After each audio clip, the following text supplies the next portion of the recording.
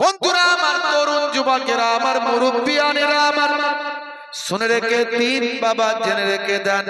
হে মুসলমান, একটুখানি লক্ষ্য করুন ভাইরা আমার, তরুণ যুবকেরা আমার, তাহলে যেদিনে আপনার আমার দয়ার নবী রাহমাতুল লিল আলামিন যেদিন আমার মাতৃগর্ভে স্থান লাভ করেছেন, সেদিন আমার আল্লাহ খুশি হয়ে, আনন্দিত হয়ে, খুশি হয়ে আমার আল্লাহ ফারিস্তাদের আওয়াজ দিয়ে বললেন, হে মালায়েকা ফারিস্তারা, আসমানবাসীকে জানিয়ে দাও, আসমানবাসীদের জানিয়ে দাও, ফারিস্তাদের বলে দাও, অর্ধরাত্রিতে আমার রাহমাতুল লিল আলামিন যে নবীকে আমি আল্লাহ সৃষ্টির শ্রেষ্ঠ প্রাণী, শ্রেষ্ঠ জীব বানিয়েছি, সৃষ্টির শ্রেষ্ঠ মহামানব করেছি, যার জন্যই আমি আল্লাহ তো ব্যবস্থাপনা নিয়েছি, সেই রাহমাতুল লিল আলামিন আখির জামানার পয়গম্বর মাতৃগর্ভে স্থান লাভ করেছে।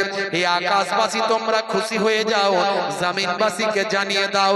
আর শোনো শোনো, দীর্ঘদিন ধরে মানুষের অন্যায়, অত্যাচার, অবিচার আমি আল্লাহ সহ্য না করে রহমতের দরজা তালা মেরে দিয়েছিলাম। বহুদিন থেকে আকাশ থেকে পানি বর্ষণ করি না। যাও যাও, আমার নবীর আগমনে, আমার রাহমাতুল লিল আলামিনের আগমনে আকাশের দরজার তালাখানা খুলে দাও, রহমতের দরজার তালা খুলে দাও, আকাশ থেকে অবিরাম পানি দুনিয়ার জমিনে দান করে দাও। সেই বছরে আমার আল্লাহ আকাশ থেকে সবচেয়ে বেশি পানি আরবের জমিনে দান করেছিলেন। আরবের মানুষেরা ওই পানি পেয়ে আনন্দিত হয়েছিল। পশু পাখিগুলো নতুন করে তারা পেখম মেলেছিল, আনন্দে নৃত্য করেছিল। গাছপালাগুলো আবার সবুজ হয়ে শাখা প্রশাখার বিস্তার ঘটিয়েছিল। মানুষগুলো আনন্দে আত্মহারা হয়েছিল।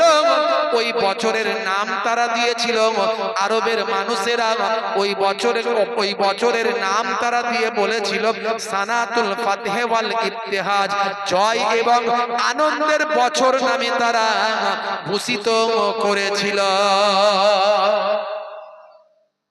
জয় এবং আনন্দের বছর নামে তারা ভূষিত করেছিল ওই বছরকে। আমার নবী যে বছর রাহমাতুল লিল আলামিন দুনিয়ার জমিনে আসছে, বন্ধুরা আমার, সবাই খুশি হয়েছিল, কিন্তু দুঃখ পেয়েছিল একজন। কে সেটা? ইবলিস, শয়তান দুঃখ পেয়েছিল। আমার নবীর জন্মেতে যে সবাই খুশি, সবাই যে আনন্দিত হয়েছে, ভাইরা আমার, তরুণ যুবকেরা আমার, মুরব্বিয়ানেরা আমার, আমার নবীর জন্মতে সবাই খুশি হয়েছে, শুধু কেবলমাত্র দুঃখ পেয়েছে ইবলিস, শয়তান। আর বর্তমানে যারা দুঃখ পায় তারা ইবলিসেরই চাচতো ভাই, ফুফুতো ভাই, হয় চেলা না হলে মুরিদ। কথা ঠিক না? হোক 12 রবিউল আউয়ালে রহমত ওয়ালা নবী এলো রে। জোরে হবে না? জোরে হবে না?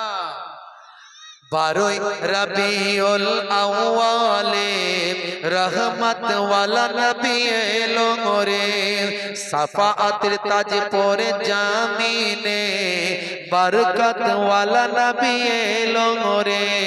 12 রবিউল আউয়ালে রহমত ওয়ালা নবী এলো রে, সাফাআতের তাজ পরে জামিনে বরকত ওয়ালা নবী এলো রে।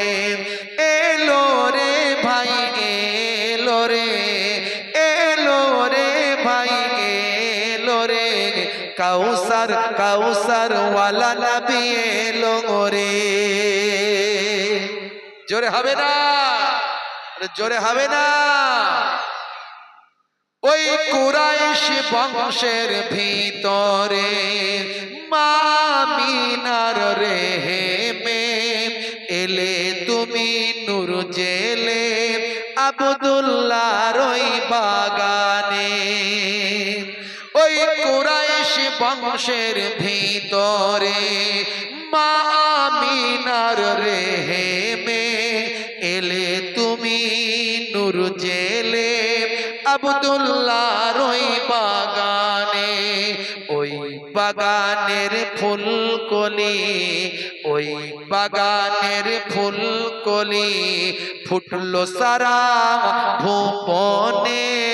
12 রবিউল আউয়ালে রহমত ওয়ালা নবী এলো রে, 12 রবিউল আউয়ালে বরকত ওয়ালা নবী এলো রে, এলো রে ভাই এলো রে, এলো রে ভাই এলো রে, কাউসার কাউসার ওয়ালা নবী এলো রে। জোরে হবে না? আর জোরে হবে না? ওই রাত বলে ও গো প্রভু দাও না তুমি আমার মাঝেতে, দিন বলে ও গো প্রভু দাও না আমার বুকেতে, ওই রাত বলে ও গো প্রভু দাও না আমার মাঝেতে, দিন বলে ও গো প্রভু দাও না আমার বুকেতে, দিন ও রাতের মাঝেতে, দিন ও রাতের মাঝেতে এলেন নবী সুবে সাদেকে, 12 রবিউল আউয়ালে রহমত ওয়ালা নবী এলো রে, সাফাআতের তাজ পরে জমিনে বরকত ওয়ালা নবী এলো রে, এলো রে ভাই এলো রে, এলো রে ভাই এলো রে, কাউসার কাউসার ওয়ালা নবী এলো রে। জোরে হবে না? আর জোরে হবে না? ওই আকাশ বাতাস চন্দ্র তারা খুশিতে তারা মেতেছে। জোরে হবে না? জোরে হবে না? আর জোরে হবে না? ওই আকাশ বাতাস চন্দ্র তারা খুশিতে তারা মেতেছে, আসমানের হুর ফারিস তারা দেখার তরে উকি মেরেছে। আরো জোরে, আরো জোরে। ওই আকাশ বাতাস চন্দ্র তারা খুশিতে তারা মেতেছে, আসমানের হুর ফারিস তারা দেখার তরে উকি মেরেছে। দাদু মুত্তালিব খুশি হয়ে, দাদু মুত্তালিব খুশি হয়ে মক্কাবাসীর দাওয়াত করেছে। জোরে হবে না? জোরে হবে না? 12 রবিউল আউয়ালে রহমত ওয়ালা নবী এলো রে, 12 রবিউল আউয়ালে বরকত ওয়ালা নবী এলো রে, সাফাতের তাজ পরে জমিনে রহমত ওয়ালা নবী এলো রে, এলো রে ভাই এলো রে, এলো রে ভাই এলো রে, কাউসার কাউসার ওয়ালা নবী এলো রে। জোরে হবে না? আল্লাহুম্মা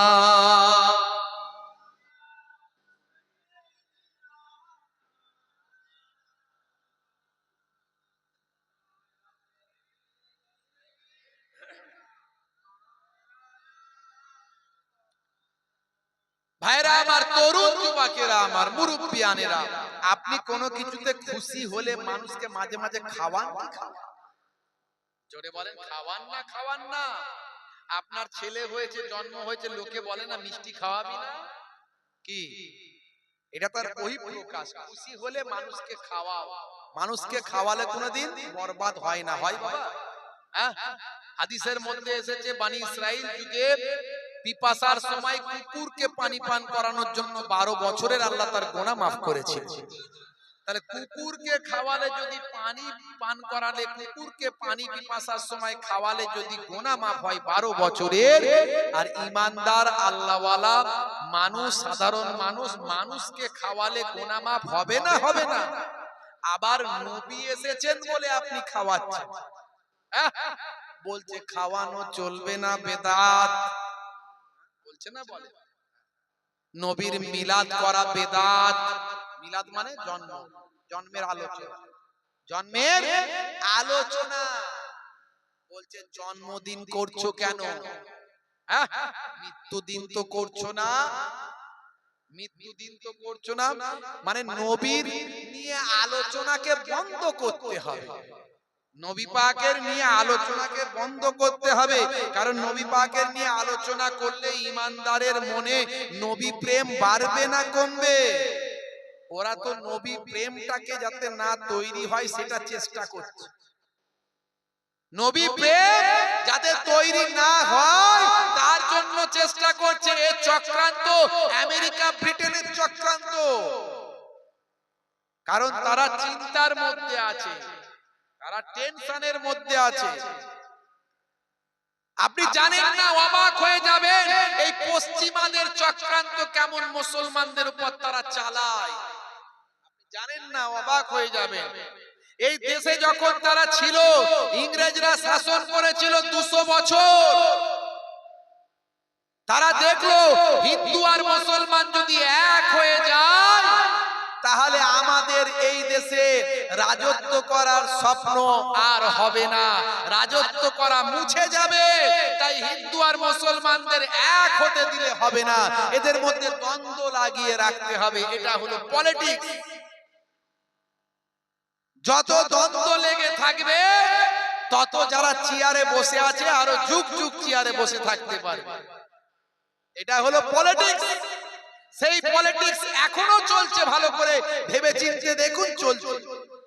ইংরেজ সরকার যখন দেখলো ইংরেজদেরকে তাড়ানোর জন্য হিন্দু আর মুসলমান এক হয়ে লড়াই করছে, তখন তারা নিয়ে এলো একটা রাইফেল, যে রাইফেলের টোটাটাকে, গুলিটাকে, তখনকার যুগের রাইফেল তো টোটাটাকে, গুলিটাকে দাঁতে করে টেনে কেটে ফেলে দিয়ে তবে ভরতে হতো। তখন তারা ছড়িয়ে দিল এই টোটাতে যে গুলিটা দেওয়া হয়েছে তাতে গুলিতে চর্বি মেশানো হয়েছে, চর্বিটা হলো গরু আর শূকরের চর্বি দিয়ে। তখনও তারা হিন্দু মুসলমানের ভিতর দ্বন্দ্ব লাগানোর চেষ্টা করেছিল। এই চক্রান্ত তাদের আগে থেকেই ছিল, বুঝতে পারছেন? এরকম হাজারো চক্রান্ত তারা করে যাচ্ছে। হে যুবকেরা, আপনি বলবেন ভাইজান আপনি সব খবর রাখেন কি করে? পড়াশোনা করতে হয়, ইন্টারনেট সার্চ করতে হয়, তথ্য নিতে হয়, গবেষণা করতে হয়, তবে পাওয়া যায়। মুসলমানের ছেলেদেরকে এই মোবাইলের দ্বারাই, এই মোবাইলের দ্বারাই তোমার আমার ভাইকে বিপদগামী করছে। এরা কি করছে? এখন চক্রান্ত করছে। এখন আর সেই টোটা নাই, দাঁতে করে কেটে ফেলে দিয়ে আপনাকে আমাকে বিপদগামী করার জন্য দ্বন্দ্ব লাগানোর চেষ্টা করত। এখন তা না করে এই মোবাইলের মাধ্যমে করছে। কি করে করছে? এই মোবাইলের মধ্যে অশ্লীলতা ভরে দিচ্ছে, অশ্লীলতা গেম, এমন এমন গেম দিচ্ছে তুমি ওই গেমের মধ্যে নিমজ্জিত হয়ে থাকবে, সব ভুলে যাবে, ঘর ভুলে যাবে, সংসার ভুলে যাবে, পয়সা ভুলে যাবে, ইনকাম ভুলে যাবে, ছেলে মেয়ে ভুলে যাবে, বাপ মা ভুলে যাবে, নবী ভুলে যাবে, আল্লাহ ভুলে যাবে, নামাজ ভুলে যাবে। ওই গেম নিয়ে শুধু চালিয়ে যাচ্ছে। মুসলমানের ছেলে শুধু গেম চালাচ্ছে, DD DD DD DD DD DD, খালি গুলি করে যাচ্ছে, গুলি আর বন্ধ হয় না। আছে না না? আর এই গেম লোড করার কথা কারা বলছে? আমার দেশের বড় বড় সেলিব্রিটি লোকেদেরকে টাকা দিয়ে দিয়েছে, শাহরুখ খানকে, এই নাও 50 কোটি দিচ্ছি, আমাদের গেমের অ্যাড করে দাও। সে ওসব দেখলো না, এতে মানুষের ক্ষতি হবে না উন্নতি হবে ও দেখার দরকার না। আমি টাকা পেয়েছি, ভালো করে অ্যাড করে দিচ্ছে, এই গেমটা খেলুন, এত ইনকাম হবে, এত লাভ হবে।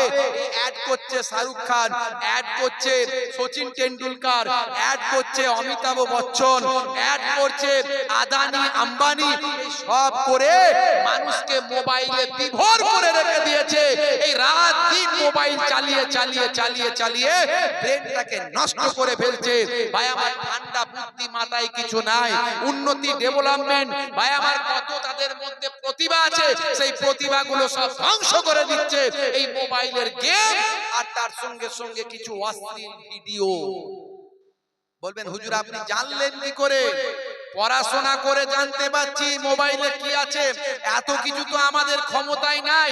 কোন গেম আমার মোবাইলে একটাও দেখাতে পারবেন না, কোনোদিন গেম টেম খেলিও না, কিন্তু এসব তথ্য ইন্টারনেট থেকে পাওয়া যায়। ভাই আমার এসব তথ্য লেখালেখি পড়াশোনার মাধ্যমে পাওয়া যায়।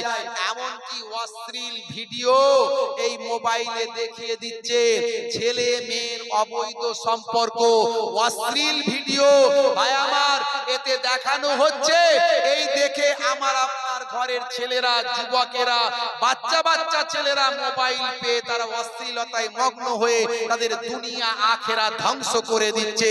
এমনকি আমি আজকে আমাকে একজন ইন্টারনেটে পাঠালো, হুজুর দেখুন এই যে একজন পপ স্টার বা পর্ন স্টার, মানে যারা অশ্লীল ভিডিও তৈরি করে, যারা অবৈধভাবে ভিডিও তৈরি করে, অবৈধ নারী পুরুষ একসঙ্গে মিলিত হয়, নারী পুরুষ একসঙ্গে সহবাস করে, একসঙ্গে জেনা করে, ব্যভিচার করে, ধর্ষণ করে, এই রকম ভিডিও তারা তৈরি করে।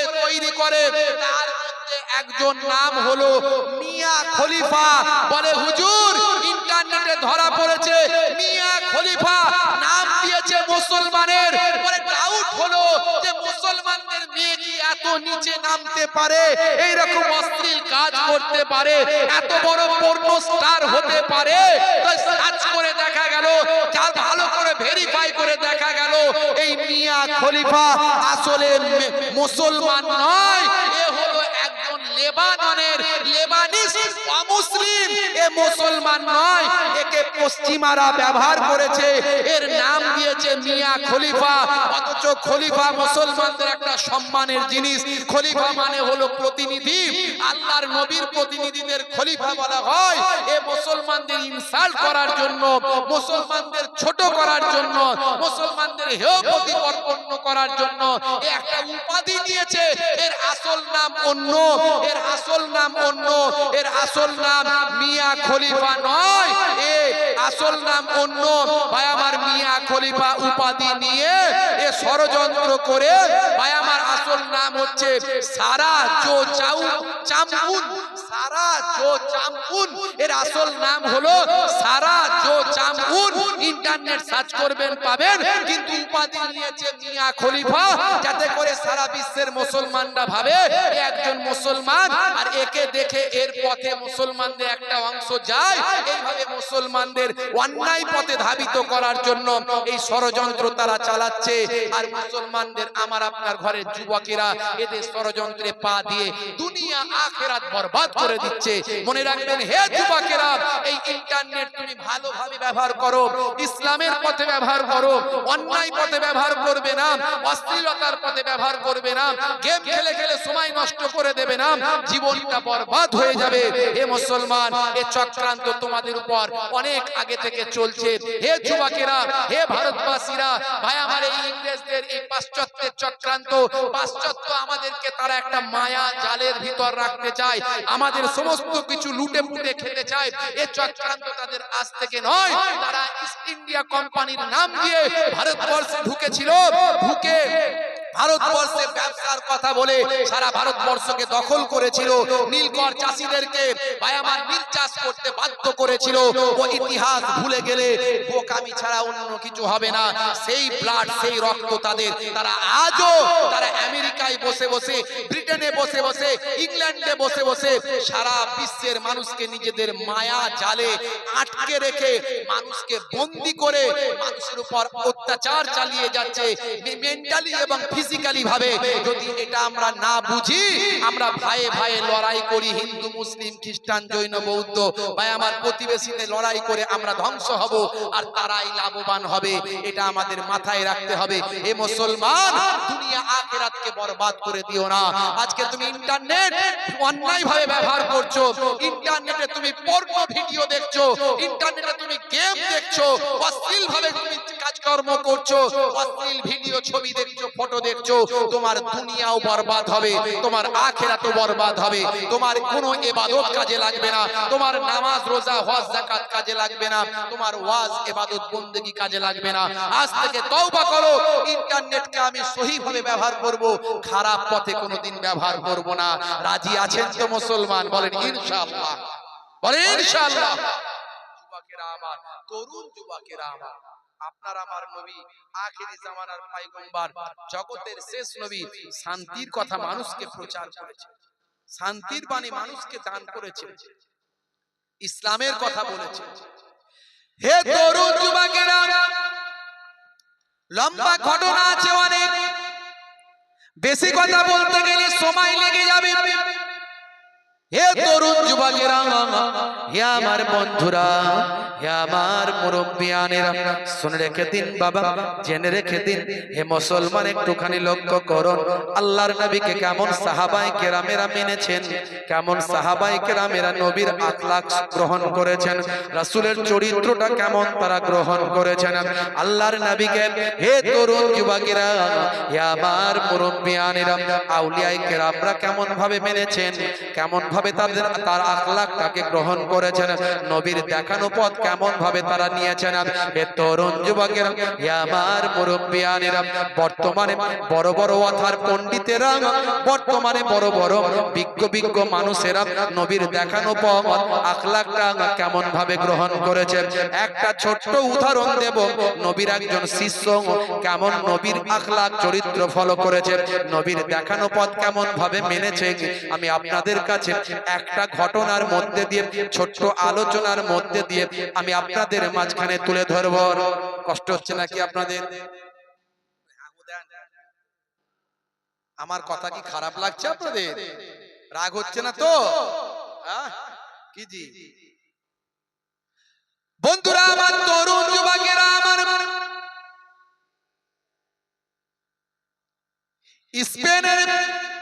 স্পেনের বুকে একজন রাজা ছিলেন, রাজা সুলতান ছিলেন, নাম হলো হযরতে মালিক শাহ। নাম শুনেছেন? হে তরুণ যুবকেরা, পৃথিবী বিখ্যাত একজন বাদশা, একজন সুলতান, নাম হলো মালিক শাহ বাবা। আজকে যেটাকে বলা হচ্ছে ভাই আমার, হে তরুণ যুবকেরা, ইস্পেহান ভাই আমার, আন্দালুসিয়া বলা হচ্ছে। হে তরুণ যুবকেরা, হে আমার মুরব্বিয়ানেরা, শুনে রেখে দিন বাবা, স্পেন বলা হচ্ছে, স্পেন ভাই আমার, এই স্পেনের জমিনে তৎকালীন যুগে আন্দালুসিয়া বলা হতো।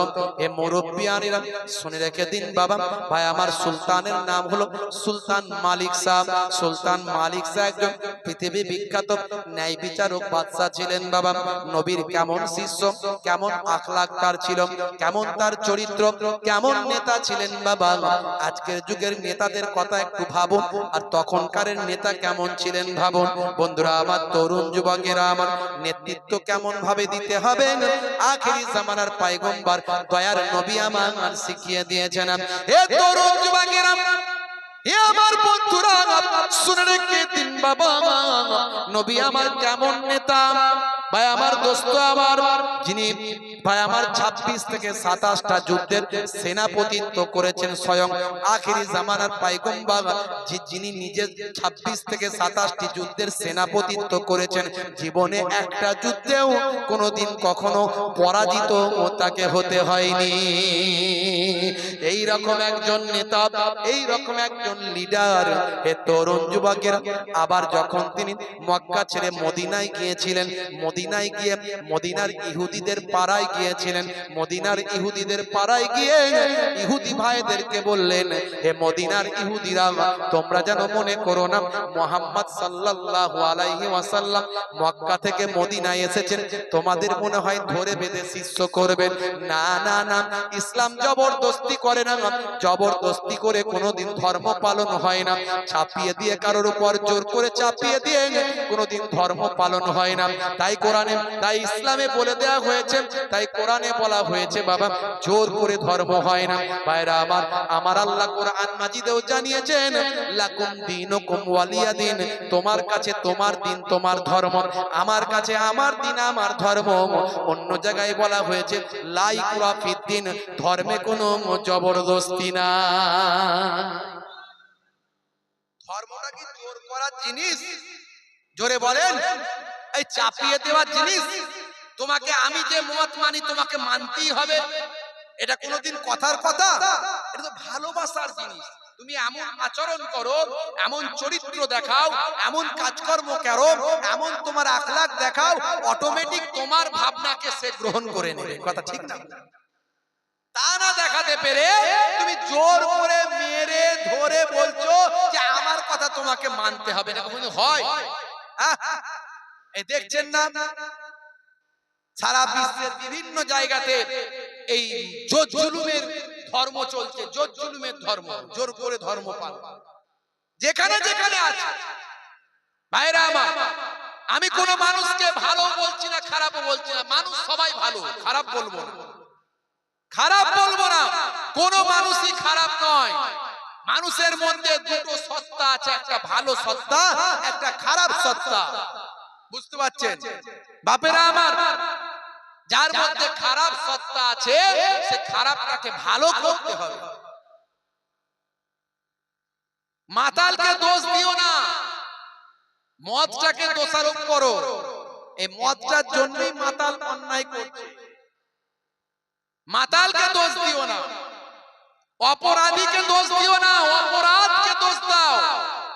তার মধ্যে সেই ভাবনা চেতনা তৈরি করো যাতে করে অপরাধী অপরাধ মুক্ত হয়ে যায়। কারণ সে তার খারাপ সত্তা দিয়ে কাজটা করেছে। আর এই জন্যই ধর্মের বাণী এসেছে, এই জন্যই ধর্মের কথা বলা হয়েছে। ভাইরা আমার, তরুণ যুবকেরা আমার, মুরব্বিয়ানেরা আমার, আজকে দেখুন এক শ্রেণীর সবল লোকেরা দুর্বলের উপর অত্যাচার করছে। এটা আজ থেকে নয়, বহুদিন আগে থেকে। মাইট ইজ রাইট, জোর যার মুল্লুক তার। যে যেখানে সংখ্যালঘু তার উপরে কিছু সংখ্যাগুরু মানুষ যারা খারাপ মানুষ, সবাই নয়, তারা অত্যাচার করছে।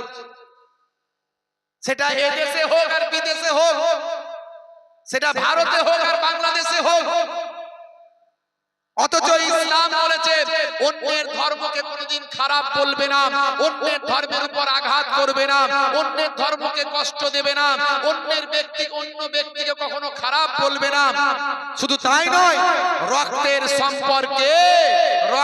সম্পর্কে সারা পৃথিবীর মানুষ, হিন্দু মুসলিম খ্রিস্টান জৈন যেই হয় হোক না কেন, রক্তের সম্পর্কে সারা বিশ্বের মানুষ একে অপরের ভাই, সবাই ভাই। এটা ইসলাম বলে দিয়েছে।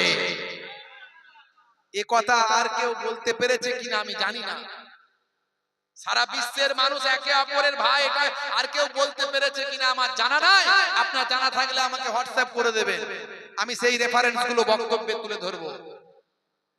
কিন্তু ইসলাম বলেছে রক্তের সম্পর্কে সারা পৃথিবীর মানুষ একে অপরের ভাই। জোরে হবে না? এর থেকে মহানুভবতার কি আছে? আর কি মহানুভবতা দেখতে চান? কোরআনের ভুল ব্যাখ্যা করে, কোরআনের ভুল মানে করে, কোরআনের ভুল এক্সপ্লেনেশন করে মানুষকে ভুল বুঝিয়ে লাভ নাই। সঠিক কোরআন যদি পড়েন, আপনি কোরআনকে ভালোবাসবেন। আমি যেমন গীতা ভালোবাসি, আমি যেমন বেদ ভালোবাসি, আমি যেমন বাইবেল ভালোবাসি, আমি যেমন ত্রিপিটক ভালোবাসি, আমি যেমন জিন্দাবেদ ভালোবাসি, আমি যেমন ওল্ড টেস্টামেন্ট ভালোবাসি, আমি যেমন নিউ টেস্টামেন্ট ভালোবাসি, আমি কোরআন ভালোবাসি, আমি কোরআনকে ভালোবাসি। কোরআন আমার ধর্মগ্রন্থ, কোরআন আমার পথ নির্দেশক গ্রন্থ, কোরআন আমরা মানি। মনে রাখবেন, তা বলে অন্য কোন ধর্মগ্রন্থকে আমি খারাপ মানি না, সব ধর্মগ্রন্থকে আমি সম্মান করি। যখন আপনি ভালো মানুষ হবেন, তখন অন্যের ধর্মকে সম্মান করবেন। অন্যের ধর্মকে যে সম্মান করে, সেই তো নিজের ধর্মকে সম্মান করতে পারে। কথা ঠিক না ভুল? আমি তো আর গোপনে কথাগুলো বলছি না, মানুষকে ভুল বুঝিয়েও যাচ্ছি না, ইন্টারনেটের সামনে কথা বলছি। পৃথিবীর বুকে লক্ষ লক্ষ মানুষ আমার বক্তব্য শোনেন। যে কথা আগেও বলেছি, সে কথা আজও বলছি। কিন্তু এক শ্রেণীর মানুষ আছেন, তারা সমাজের বুকে বিভাজন করছেন, হিন্দু মুসলমান মুসলমানের মধ্যে তারা নিজেরা গেম খেলে নিজেদের চেয়ারকে ইংরেজদের মতো পাকা করার চেষ্টা করছেন, যেমন ইংরেজরা করেছিল হিন্দু মুসলমান খ্রিস্টান জৈনের মধ্যে বিভাজন লাগিয়ে দিয়ে নিজেদের গদি আসনকে মজবুত করার আজও সে চক্রান্ত করছে। সেটা এই দেশে হোক আর ওই দেশে হোক, তারা চালিয়ে যাচ্ছে এক শ্রেণীর মানুষ, সেটা ভারতে হোক আর বাংলাদেশে হোক। যারা করছে যে ধর্মেরই হোক, আমি চরম নিন্দা করি, চরম নিন্দা করি। বাপেরা আমার, আপনারা দেখছেন না বাংলাদেশে আজকে তারা বলছে আমরা দ্বিতীয় স্বাধীনতা অর্জন করেছি। খুব ভালো করেছো, খুব ভালো করেছো। অনেক অন্যায় করেছিল, আজকে তো পাচ্ছি আমরা কি আয়না ঘর অমুক তমুক সব বেরোচ্ছে। নিশ্চয় যেগুলো অন্যায় অবশ্যই অন্যায় বলতে হবে, ভালোগুলো ভালো বলবো, অন্যায়গুলোকে অন্যায় অবশ্যই বলবো। কিন্তু তারপরেও তোমরা একটা মুক্ত নতুন দেশ তৈরি করার পরেও এখন আবার তোমরা এই সব অন্যায়গুলো হচ্ছে কেন? তোমরা গণতন্ত্রের উপর বিশ্বাস রাখতে পারছো না কেন? তোমরা নতুন সরকারের উপর বিশ্বাস রাখতে পারছো না কেন? তোমরা কেন আইনকে হাতে তুলে নিচ্ছ? আইনকে হাতে তুলে নিয়ে নিজের ইচ্ছা মতো তোমরা এর উপরে আঘাত ওর উপরে আঘাত কেন করছো? সেটা সংখ্যালঘু সম্প্রদায়ের উপরেই হোক আর সংখ্যাগুরু সম্প্রদায়ের উপরেই হোক, যেখানেই হোক না কেন এগুলো করছো কেন? ইদানিং কালে তারা আবার কিছু মাজার ভাঙতে ব্যস্ত হয়ে গেছে, আপনারা দেখেছেন মাজার ভাঙছে কেন রে ভাই? বলতে শিরক হয়, তার জন্য মুফতি আছে, আইন আছে, ল আছে, বিচার আছে, কোর্ট আছে, পুলিশ আছে, মিলিটারি আছে, র‍্যাব আছে। সেসব না করে পাবলিক গিয়ে কি করছে? লাঠি সোটা নিয়ে গিয়ে মাদ্রাসা ভাঙছে, এই মাজার ভাঙছে, কবরস্থান ভাঙছে। তুমি শিরক দূরীকরণ করতে গিয়ে আল্লাহর ওলিদের ভাই আমার কবরে গিয়ে লাথি মারছো, অথচ ইসলাম বলছে কবরকে সম্মান করতে হবে। কোন ইমানদারের কবরে কখনো অন্যায় করলে আল্লাহ তাকে ধ্বংস করে দেবেন, তার পাটা একদিন বরবাদ হয়ে যাবে, তার হাতটা একদিন বরবাদ হয়ে যাবে। এই জ্ঞান কি তোমাদের নাই? মোল্লা মৌলবীকে এই জ্ঞানটা দেয়নি? শিরক বেদাতকে বন্ধ করতে গেলে সেই কমিটির সঙ্গে আলোচনায় বসো, প্রশাসনকে নিয়ে আলোচনায় বসো। মনে রাখবে এইভাবে কোনোদিন জোর জুলুম করে অন্যের উপরে নিজের ভাবনা চেতনাকে চাপিয়ে দেওয়া যায় না। ভাবনা চেতনা অন্তর থেকে আসে, ভালোবাসার মধ্যে দিয়ে আসে। এই ভালোবাসাকে জাগ্রত করতে হয়। ভালোবেসে জয় করো, জোর করে হিংসা দিয়ে বিদ্বেষ দিয়ে মেরে ধরে কোনোদিন জয় করা যায় না। এই জ্ঞান কি তোমাদের নাই? তুমি যে মাজারগুলো ভেঙে দিচ্ছ, ভাবছো সেই মাজারগুলো আবার আগের মতো হবে না, আবার 6 মাসের মধ্যে দেখবে আগের মতোই হয়ে গেছে, অথচ তুমি কিছুই করতে পারলে না। মাঝখান থেকে তুমি অপরাধী হয়ে গেলে, লাভের লাভ কিছু হলো না। অথচ যদি সত্যিই তুমি মাজার থেকে শিরক বেদাত মুক্ত করার ইচ্ছা তোমার থাকতো, তাহলে তাদের মন মানসিকতার পরিবর্তন করতে, সেই চেষ্টা করতে, তার দ্বারাই সত্যিকারের অপরাধ অন্যায় মুক্ত হতো। আমি দেখলাম কিছু মানুষ, আমি এই কথাটা বলিনি এতদিন, আজকে কেন বলছি? ইন্টারনেটে দেখে আমার খুব কষ্ট হয়েছে।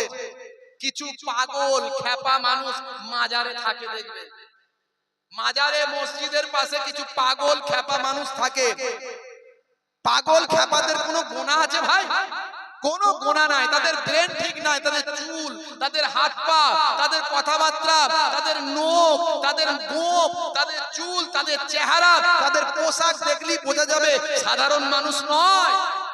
আমাদের মতো সাধারণ মানুষ হলে তারা এইভাবে চলতো না। সেই লোকগুলোকে গিয়ে মেরেছে মাজারে। সেই লোকগুলো মাজারে থাকে, মাজারে থেকে কেউ একটু ভিক্ষা টিক্ষা দেয়, সেগুলো খায়, সেই নিয়ে তারা হয়তো কিছু নেশা পানীয় করে, সেগুলো অন্যায়। কিন্তু তারা তো পাগল লোক, পাগল লোক, তারা তো নেশা পানি করতেই পারে।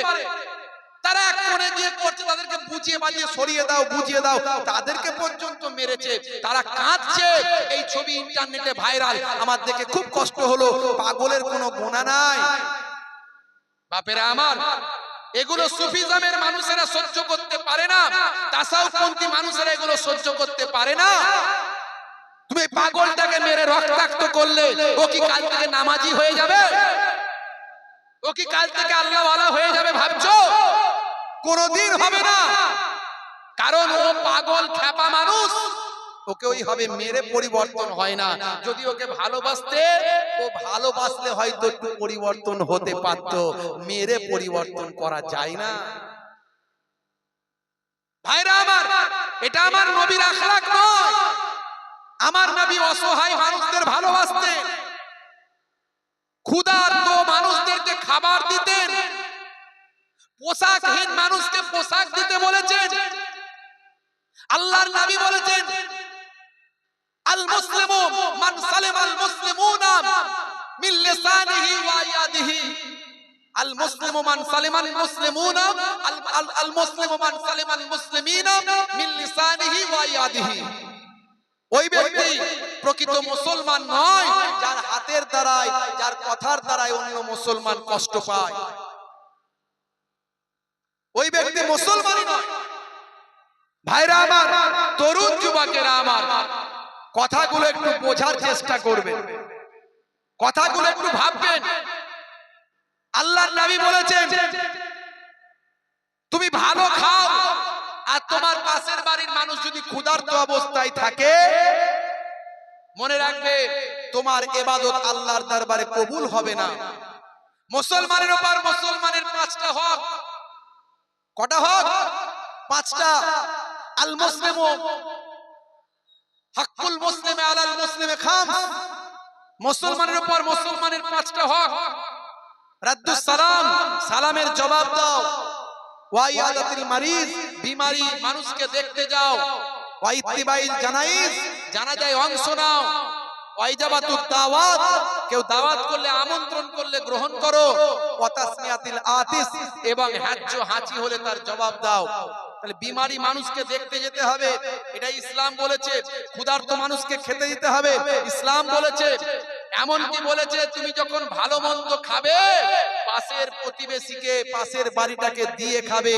যদি মনে হয় তাকে দিলে তোমার কমে যাবে, এমন ভাবে খাবে যাতে পাশের বাড়ির ছেলেপুলেদের নাকে যেন খবর না যায়।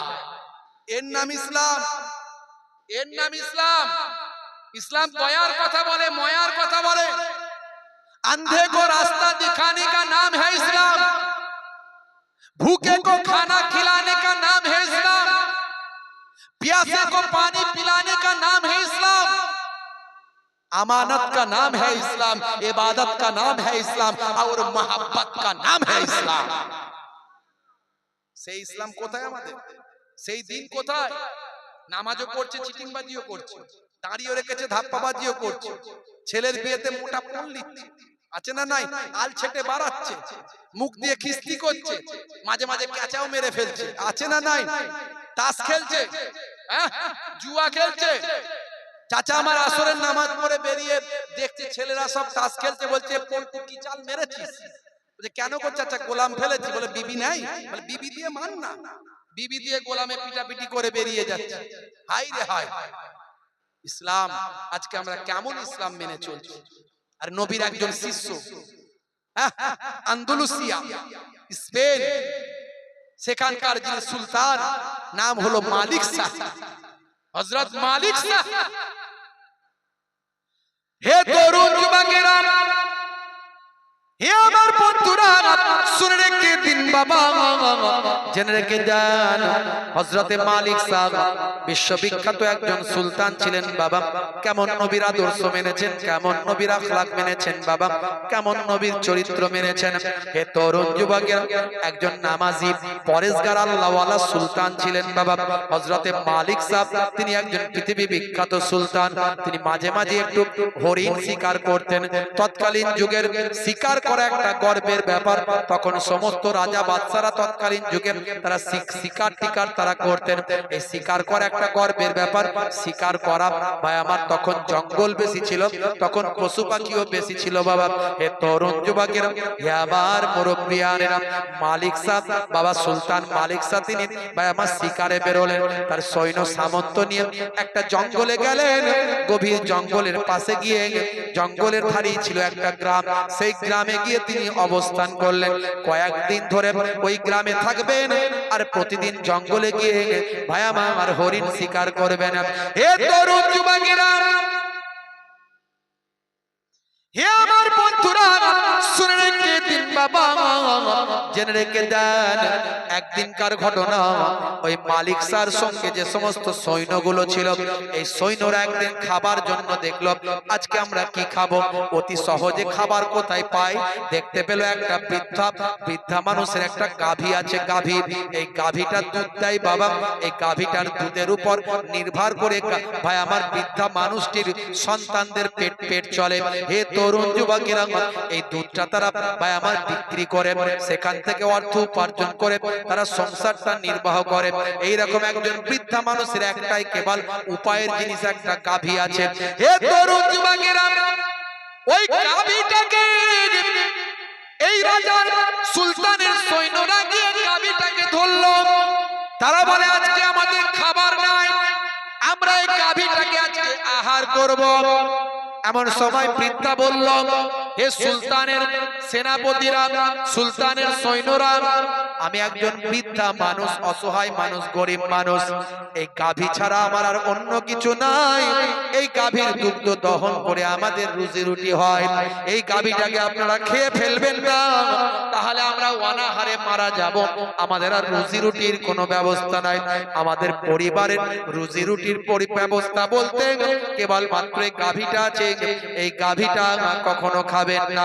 হাতে পায়ে ধরলো, কত অনুনয় বিনয় করলো, কত বোঝাতে লাগলো, কিন্তু সুলতানের সৈন্যরা কোনো কথা শুনলো না। হে তরুণ যুবকেরা, বুড়িটাকে চোখ দেখালো, বৃদ্ধা মানুষটিকে বকাবকি করলো, তাকে তাড়িয়ে দিয়ে গাভীটা নিয়ে গিয়ে তারা রান্না করে সবাই মিলে, সমস্ত সৈন্যরা মিলে খেয়ে ফেলল। হে তরুণ যুবকেরা, বৃদ্ধা মানুষ অসহায় হয়ে পড়ল, চোখের পানিতে বুক ভাসাতে লাগলো। জানতে পারল রাজা সুলতান মালিক একজন ন্যায় বিচারক, আল্লাহওয়ালা মানুষ। এই চিন্তা করে ভাইরা আমার তরুণ যুবকেরা, ওই বৃদ্ধা তখন ভাবলেন সুলতান মালিক শাহকে আমি কোথায় পাবো, সুলতান মালিক শাহকে আমার কথাটা জানাবো। আমি জানতে পেরেছি সুলতান মালিক শাহ একজন ন্যায় বিচারক মানুষ, তিনি একজন সৎ মানুষ, আল্লাহওয়ালা মানুষ, পরেশগার মানুষ, নবী প্রেমিক মানুষ, প্রকৃত নবীর শিষ্য। তার কাছে আমার মনের দুঃখের কথা জানাতেই হবে, তার সৈন্যদের অবস্থার কথা আমাকে বলতেই হবে। হে তরুণ যুবকেরা, হে আমার বন্ধুরা, এমন সময় ভাই আমার তরুণ যুবকেরা পরিচয়টা জেনে নিন, কোন রাস্তা দিয়ে তিনি যাবেন, কোন পথ দিয়ে তিনি যাবেন, এই খোঁজ খবরটা তিনি কোন রকমে জোগাড় করেন। সেই রাস্তার উপরে একটা ছিল পুল, একটা ছিল ব্রিজ, যাকে পুল বলা হয়, ছোট একটা পুল। সে পুলেতে গিয়ে ঘন্টার পর ঘন্টা অপেক্ষা করতে লাগলো। সুলতান মালিক শাহ রাস্তা দিয়ে যাবেন, তাকে আমি আমার মনের দুঃখের কথা খুলে বলবো। হে তরুণ যুবকেরা, এইভাবে ঘন্টার পর ঘন্টা অপেক্ষা করার পরে সেই শুভ সময় শুভক্ষণে সে হাজির হলো। সুলতান মালিক সাহেব ভাই আমার তার সৈন্য সামন্ত নিয়ে সেই পথ দিয়ে ঘোড়ার উপর সওয়ার হয়ে তিনি চলে যাচ্ছেন।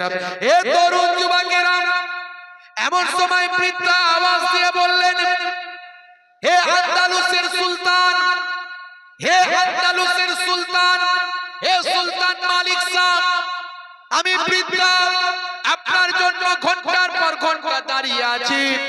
আপনি আমার একটা ফয়সালা কি এই পুলেতে করবেন না কাল কিয়ামতের দিনে পুলসিরাতের পুলে করবেন? আপনি এই পুলেতে করবেন না কাল কিয়ামতের দিনে পুলসিরাতের পুলেতে করবেন? কোন পুলেতে আপনি আমার বিচারটা করবেন একটুখানি বলুন। দুনিয়ার জমিনে এই পুলেতে আমার বিচার করবেন না কাল কিয়ামতের দিনে পুলসিরাতের পুলেতে বিচারটা করবেন? এ কথা শোনার পরে সুলতান মালিক শাহের হৃদয়টা থরথর করে কম্পন হলো। কিয়ামতের কথা বলো না ও বুড়িমা, বুড়িমা, কিয়ামতের পুলসিরাতের পোলের কথা বলো না।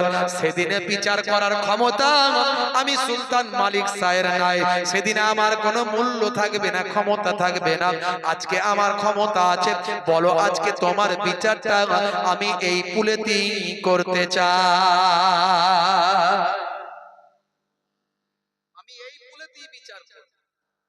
সঙ্গে সঙ্গে ঘোড়া থেকে নেমে বললেন, মা বুড়িমা, বলো তোমার কি বিচার চাই? নেতা কাকে বলে দেখুন। দয়ার নবী নেতৃত্ব শিখিয়েছেন। আল্লাহর নবী মসজিদে বসে আছেন। তখনকার যুগে তো টাইলস দেওয়া মসজিদ ছিল না, এসি মসজিদ ছিল না, বিশাল বিশাল বায়ার প্রাসাদের মতো মসজিদ ছিল না। হে তরুণ যুবকেরা, উপরে খাজুর গাছের ডাল আর পাতা দিয়ে ছাওয়া, নিচেটা বায়াবার সেই মদিনার মাটি দিয়ে তৈরি মসজিদ। বাবা বন্ধুরা আমার, তরুণ যুবকেরা আমার, একদিন একটা ইহুদি বায়াবার আসমানি কিতাবে পণ্ডিত, সে চিন্তা করলো, যদি প্রফেট মুহাম্মদ সত্যি সত্যি শেষ নবী হয়, আমি ঈসা নবীর কথা পড়েছি, মুসা নবীর কথা পড়েছি, আমি ইনজিল পড়েছি, তাওরাত পড়েছি, সেই নবী যদি সত্যি নবী হয়, নবী প্রচন্ড উত্তেজিত তিনি হবেন না, যে কোনো ভাই আমার রাগের বিষয়েও তিনি রাগ করবেন না, তিনি ঠান্ডা মেজাজে তিনি সমস্যার সমাধান করবেন, তিনি হবেন দয়ার নবী, তিনি হবেন মায়ার নবী। আমি আসমানি কিতাবগুলো পড়ে যা বুঝেছি, তাকে প্রচন্ড রাগিয়ে দেওয়ার পরেও কিন্তু তিনি রাগ করবেন না, এই রকম মানুষ হবেন আখিরি জামানার পয়গম্বর। এই চিন্তা করে ইহুদি ভাই পরীক্ষা করার জন্য আখিরি জামানার পয়গম্বরের নাম ঠিকানা শুনে নিয়ে নবীকে জানার জন্য, পরীক্ষা করার জন্য ভাইরা আবার ওই মসজিদে গিয়ে নবী বসে আছেন, সাহাবায়ে কেরামদের নিয়ে বসে আছেন, আলোচনা করছেন, বক্তব্য দিচ্ছেন। এমন সময় ওই ইহুদি মসজিদে ঢুকে মসজিদের এক ধারেতে গিয়ে, এক কোণেতে গিয়ে ছচ্ছর করে পেচ্ছাপটা করতে শুরু করে দিল। এই পেচ্ছাপটা করতে যখন শুরু করলো, নবীর শিষ্যরা সাহাবায়ে কেরামেরা প্রচন্ড ক্ষিপ্ত হয়ে গেল। ইয়া রাসূলুল্লাহ, ইয়া হাবিবাল্লাহ, আপনি একবার অনুমতি দেন, এত বড় বদমাইশ, এত বড় জালেম, এত বড় ক্ষমতা, আমাদের ইবাদতের ঘরেতে পেচ্ছাপ করে দেয়, ওর গার্দানে তলোয়ার মেরে গার্দানটা দুখানা করে দেব।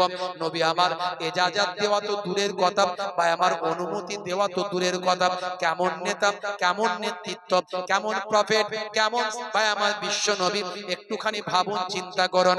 হে তরুণ যুবকেরা, এনসাইক্লোপিডিয়া বিশ্বকোষ, বিশ্বকোষের রাইটার বলেছেন, মুহাম্মদ সাল্লাল্লাহু আলাইহি ওয়াসাল্লাম has been the most practical and most successful of all prophets. Muhammad সাল্লাল্লাহু আলাইহি ওয়াসাল্লাম একজন অতি বাস্তববাদী এবং অতি সফলকামী সমস্ত নবীদের থেকে। হে তরুণ যুবকেরা, ভাই আমার দোস্ত, আমার মুরব্বিয়ানেরা, ভাই আমার ঐতিহাসিক স্মিথ বলেছেন, by a fortune absolutely unique in history, ইতিহাসের বিরল চরিত্র হলো প্রফেট মুহাম্মদুর রাসূলুল্লাহ। মুহাম্মদ সাল্লাল্লাহু আলাইহি ওয়াসাল্লাম ভাই আমার ইজ এ থ্রি-ফোল্ড ফাউন্ডার, তিনি তিনটে ফোল্ডের প্রতিষ্ঠাতা, of a nation, of an empire, of A religion, একটা সমাজ, একটা ধর্মের, একটা জাতি তিনি প্রতিষ্ঠা করেছেন। হে তরুণ যুবকেরা, William heart, Michael heart, Michael heart, এই ভাই আমার, হে তরুণ যুবকেরা, হে আমার মুরব্বিয়ানেরা, তিনি একটা গ্রন্থ লিখেছেন, গ্রন্থটার নাম হলো দা 100। 100 জন সেরা সেরা মনীষীর নাম সেখানে তুলে ধরেছেন, বায়োডাটা সেখানে তুলে ধরেছেন। 100 জন মহাপুরুষের ভাই আমার ছোট্ট ছোট্ট করে বায়োডাটা, ইতিহাস সেখানে লিখে দিয়েছেন। তিনি চিন্তা করলেন, কার নামটা আমি এক নম্বরে লিখব, কার ইতিহাসটা আমি এক নম্বরে তুলে ধরব। লোকে আমাকে প্রশ্ন করবে, এক নম্বরে কেন তাকে স্থান দেওয়া হলো? কারণ যাদের নাম ঠিকানা আমি, যাদের জীবনী, যাদের জীবন বৃত্তান্ত, যাদের বায়োগ্রাফি, যাদের বায়োডাটা আমি সেখানে তুলে ধরব, তারা তো সাধারণ কোনো মানুষ নয়, তারা পৃথিবীর সেরা সেরা মানুষ, সেরা সেরা মনীষী তারা। তাদের নামটা আমি এক নম্বরে কেন না করে আমি প্রফেট মুহাম্মদ সাল্লাল্লাহু আলাইহি ওয়াসাল্লামের নামটা কেন এক নম্বরে করব? হে তরুণ যুবকেরা, মাইকেল এইচ হার্ট, ভাই আমার মাইকেল হার্ট, বন্ধুরা আমার, হে তরুণ যুবকেরা, তিনি দা 100 গ্রন্থ লেখার সময় এক নম্বরে আমার নবীর নামটাকে দিলেন। তার কারণ হলো, তিনি বললেন, আমি পৃথিবীর বুকে একজন মনীষীকে পেলাম, যিনি 1450 বছর আগে যে কথাগুলো বলেছেন, আজকের যুগেও সেটা বাস্তবায়ন বিজ্ঞানে পরিণত হয়েছে। 1450 বছর আগে যে কথাগুলো বলেছেন, আজকের যুগেও তার একটা কথাকে পৃথিবীর বুকে কোনো মানুষ কেটে দেওয়া আমার হিম্মত রাখে না। হে তরুণ যুবকেরা, সেই প্রফেট মুহাম্মদুর রাসূলুল্লাহ সাল্লাল্লাহু আলাইহি ওয়াসাল্লাম তার শিষ্যদেরকে বলে, এই দাঁড়াও, কেউ তাকে আঘাত করো না, কেউ তাকে উত্তেজিত করো না, তার পেচ্ছাপে কেউ বাধা দেবে না, তাকে পেচ্ছাপটা ক্লিয়ার করতে দাও। কারণ পেচ্ছাপ যদি ক্লিয়ার না হয় মানুষের অসুখ হয়। পেচ্ছাপ করতে করতে যদি আটকে যায়, কিছুটা পেচ্ছাপ করলো, কিছুটা আটকে গেল, পেচ্ছাপ ক্লিয়ার হলো না। আজকের স্বাস্থ্য বিশেষজ্ঞরা বলছেন পেচ্ছাপ ক্লিয়ার না হয়ে যদি পেচ্ছাপ করতে করতে তাকে বারবার থামিয়ে দেওয়া হয়, এটা রোগের কারণ হয়, এটা অসুখের কারণ হয়, স্বাস্থ্যের জন্য ক্ষতি হয়। কারণ পেচ্ছাপ ক্লিয়ার না হলে স্বাস্থ্যের জন্য ক্ষতি, সেটা আজকের স্বাস্থ্য বিশেষজ্ঞরা বলছেন। অথচ 1450 বছর আগে দয়ার নবী সেদিনই বললেন যে পেচ্ছাপটা তাকে ক্লিয়ার করতে দাও, তাকে স্মুথলি পেচ্ছাপটা করতে দাও, না হলে তার স্বাস্থ্যের জন্য ক্ষতি হবে। মসজিদে পেচ্ছাপ করছে, অথচ আমার দয়ার নবী তার পেচ্ছাপটা ক্লিয়ার হওয়া পর্যন্ত অপেক্ষা করছেন। হে সাহাবীরা, তাকে কেউ আঘাত করবে না, তার পেচ্ছাপটা ক্লিয়ার হওয়ার পরে তাকে আমার সামনে ডেকে দাও। দেখেছেন কাকে বলে? আর আমরা মানুষ একটুতেই গরম, একটুতেই আগে ঠেঙিয়ে তারপরে অন্য কথা, আগে হাত চলবে তারপরে মুখ, কথা ঠিক না? ইস ভাইরা আমার, আজকে মুসলমান আমাদের মধ্যে কোন জায়গায় আমরা পৌঁছে গেছি? সামান্য আধ হাত জায়গা